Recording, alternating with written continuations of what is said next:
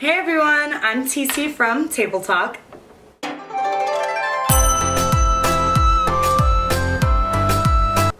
And today I'm going to be going over femininity. Okay, so basically I've been watching a couple of YouTube videos and seeing things online about just being extra feminine and things like that. And I kind of sort of gravitated toward it because I could relate. I used to be really tomboyish and things like that, but I also didn't like getting dirt under my nails and stuff, so it was kind of 50-50, I don't know, it was weird. But I was really tomboyish, and then I also felt like it was really important to make myself be known as a strong person, just so people couldn't mess with me, or just things like that. But later growing up, I realized that it's okay to embrace my femininity, and it's okay to soften up. It's okay not to be so tough and so strong all the time, or not even strong. Let's eliminate the word strong, because femininity is strong. It is strength. But I think in my more recent years, I realized that it's okay to be emotional. It's okay to be caring. It's okay to like colors that are light, like powder blue and purple and pink and turquoise and teal and things like that, which I used to try to stay away from because I didn't want to be categorized with more girly girls. And the thing is, being feminine is not counter, how do you say, being girly girl isn't exchangeable. No, hold on. Being girly girl isn't an interchangeable word. Okay. And the thing is, girly girl and being feminine are not interchangeable. They're not the same thing. And that's what I failed to recognize as a young person. But in my more recent years, I realized that I don't necessarily need to be all girly girl, submissive, get in the house and cook woman. You know what I mean? It's not gung-ho feminist power over here, but it's more so just embracing your feminine energy, the things that connect you to life and nature and make you nurturing and calm and emotional and caring and embracing of love and things like that. So it's not to say that men are not this way or women are this way. It's to say that people with a feminine energy are this way and people with a masculine energy are different. What I want women to do, and those with feminine energy, is to embrace that femininity.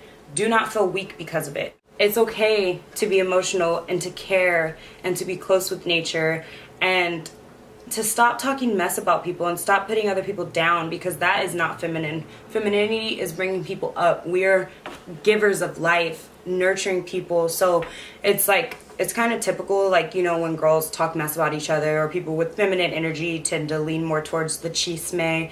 But we don't have to be like that, because that actually isn't a part of our femininity. It's kind of going against it. Our femininity needs to be more about unity and more about connecting with one another, those feminine and masculine. And that's, sort of our job. It's not to say that you have to feel forced to do it, but it's something that is just naturally instilled in us. And I think that it's important that we embrace it and try to work towards putting it out into the earth. It's kind of it's kind of like on Hunter x Hunter. So there are different nin types, nin abilities, and okay, let's say you're at the top of the nin abilities and you're a transmuter, and then you got somebody who's down here who's enhancer. If you're naturally a transmuter, you were born a transmuter, and you try to be an enhancer, it can work, but you're never going to perfect it because you were born a transmuter. You know what I mean? So it's okay to be an enhancer. There's nothing wrong with that at all, but you will never be at your fullest potential unless you go to the seventh wonders, gates, whatever you need to do in order to master that. You're a specialist, you know what I mean?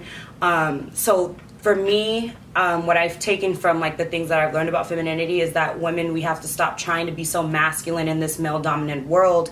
We need to embrace our femininity, and that's where our power will come from. That's where our strength will come from, because once we embrace that and become full in our feminine power, then we can be leaders. We can take control in our own right, in our own way, not on the same path or equal slate as men, in completely different ball games as those with masculine energies. So I know I'm all over the place, but bear with me, okay? Because it'll all come full circle back to one important factor: embracing your femininity i.e. jewelry, accessories, makeup if you like, anything, you know, that makes you feel more feminine. Embrace it.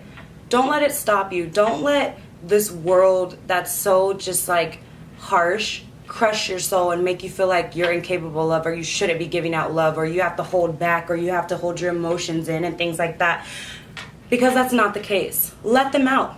I cry so often because I know, like, once I let it out and I cry, I'll be fine. Like, you know, like, it's really not that big of a deal. But being emotional is a part of being feminine. You need to be comfortable with that. Giving love and never giving up on love, that's a part of being feminine, and you shouldn't give up on that.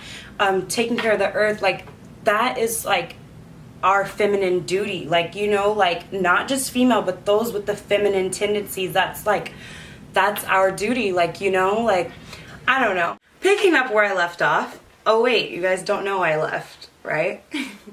All in all, being feminine is extremely important to me.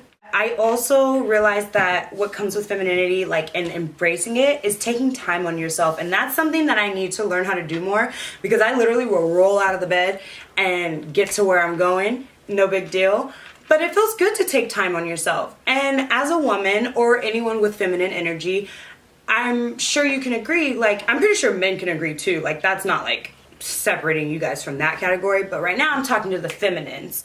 But taking time on yourself is just so important, and it's so just like beautiful, and it's just like, it makes you feel beautiful, and it'll help you go through your day with more beauty and flawlessness and ease, and, you know, and you feel so graceful. And like, everything we could embrace and use to our advantage, we need to, okay?